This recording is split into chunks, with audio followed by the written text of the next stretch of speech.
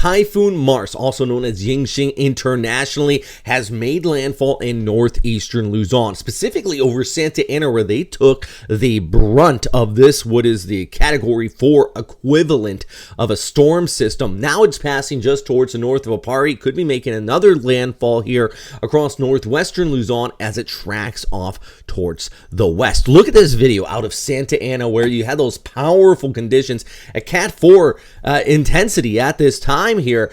Definitely going to be looking at that chance of some damage before the eye of the storm actually passed right over that town here. Now, we're not going to see it pass directly over Apari, but they are getting the eye wall here along the northern coast of Luzon, and that extends off towards the Locos Norte. For our friends out in the Ikani Surf Resort there, you're going to be looking at the core of this storm. Now, one thing I also want to note is that the center is remaining just offshore. So yeah, we are having some impacts from the mountains here, but in general, the storm, the system, the machine that keeps this pumping, it's not experiencing as much friction as if that low-level center, the eye, was passing right over the hills here. So signal force 4 still in place, extending across the northern coastline, including the Babayan Islands.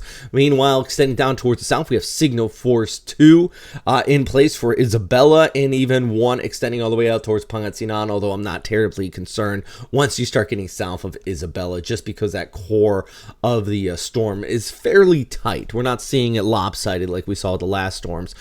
This is expected to reemerge by Friday morning off of the northwestern coastline, but we're still going to see residual impacts all the way out through about Friday afternoon before we see this continuing the track towards the west. And I'll get to more on this in a second, but we have multiple other areas we're keeping an eye on further off towards the east. But let's go back to the storm itself, because this is what we're here for. This is the current. Look at this, just the buzzsaw shape prior to landfall. No wonder it wasn't quite super typhoon, but this is not a storm I want to be in the middle of. The powerful storm system here. Taking a look at the forecast for today. So as we go out through this afternoon, skirting the northern coastline, or the rest of the evening, I should say, skirting the northern coastline, re-emerging here by Friday morning off the coast of Ilocos Norte. But for, places like La Union, you're still going to see the winds wrap around from the west. And tropical storm at the very least, maybe some typhoon gusts possible there. But Abra likely going to be looking at straight up typhoon conditions. Before it continues to move towards the west and shear starts to interact with it, and we should see this weaken out before impacting places like Hainan or over towards Vietnam. But here's just look at the forecast track with this just re-emerging there, still with those winds at 140 kilometers per hour off the northwest coast of Luzon, and then we start to see it kind of weaken out. Still a typhoon at that point right there, but it is going to continue to kind of edge back towards tropical storm status. Rainfall threat continues to be another big issue, especially across the mountains as that moisture hits into some of the higher elevations. Orographic lifting could still cause an additional 200, maybe 300 millimeters total precip. And then you see at the end here, Monday and the Tuesday, the ECMWF trying to pull for another storm system, and that could take place here just around Guam. Now, remember that area of cloud cover I just showed you?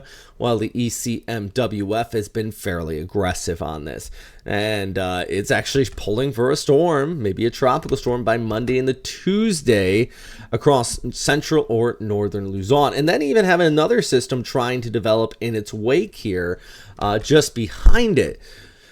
Now, what are the likelihoods? What are the chances of this happening? There is still some things to talk about here. So I'm going to go through some of the guidance here with you, and we're going to talk about this together. So here's our area just located off towards the east. We have another one located a little bit further towards the east here, way out there.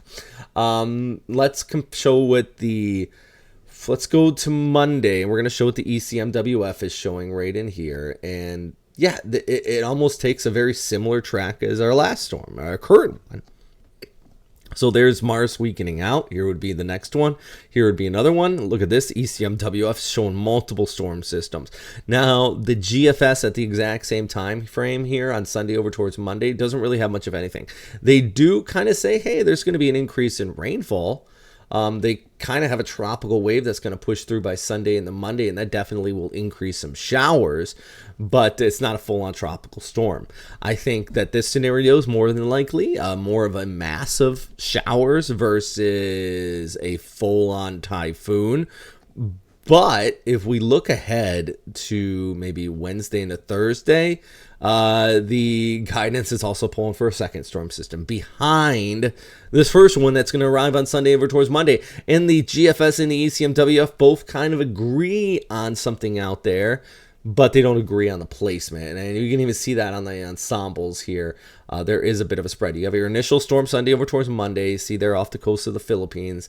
And then you see all these circles kind of popping up by mid to late week. All of this right here. That is the ensembles trying to grapple with maybe another storm system. So I think we could have two. A tropical wave and then maybe a full-on typhoon by mid to late next week. It's a lot to cover. And there's a lot of uncertainty here, but we have multiple areas lined up for, at the very least, another round of rainfall. And also there's that potential, this could just kind of do that and hit this line right there and kind of churn away. It all depends if this high pressure ridge sets up and kind of keeps it towards our south. There's a lot happening here, including our current ongoing typhoon.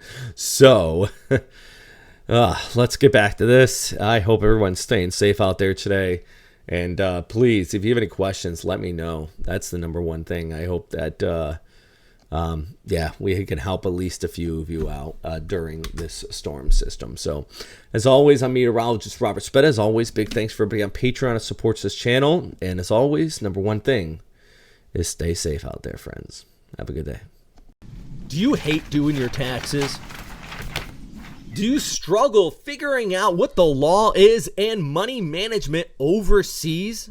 I wish there was an easier way. Well, FrontrunnerFinancial.com is your choice if this falls into your category. They're an international-based group of American accountants. They're based in Manila, and they're qualified to give you the best information where you are for those international finances. I wish I had these guys when I lived in Tokyo. Each year, it was a struggle. Where I needed to put money, what I needed to do.